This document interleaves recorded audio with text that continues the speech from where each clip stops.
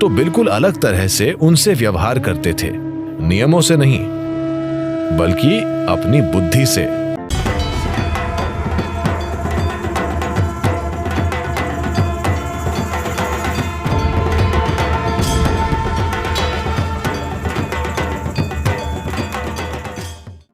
जब कृष्ण का युग आया तब सभ्यता स्थापित हो चुकी थी, अच्छे से स्थापित राज्य मौजूद थे, रूल्स ऑफ लाइफ, बिजनेस, जीवन, व्यापार और युद्ध कला के स्पष्ट नियम मौजूद थे।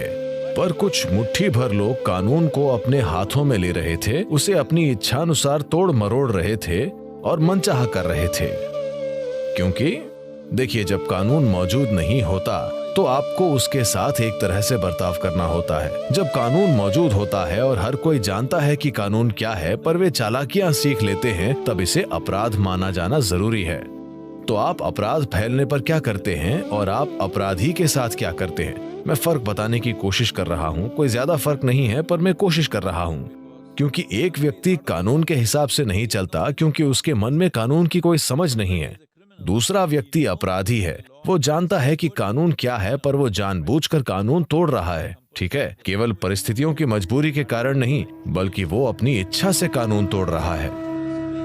तो कृष्ण का सामना ऐसे लोगों से हुआ। दू भाई, आपको पता है ना, दू हैं दुर्योधन और कंपनी।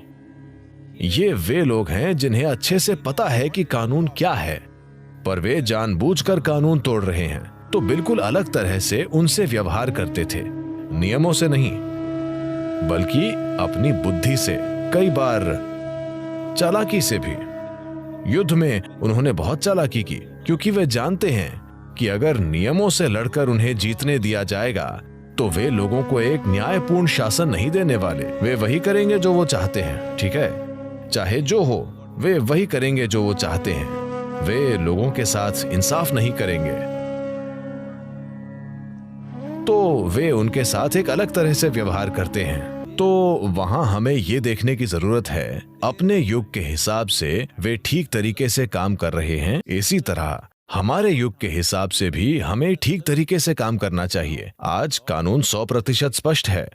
आप अपराधी होकर ये नहीं कह सकते मुझे कानून समझ नहीं आता।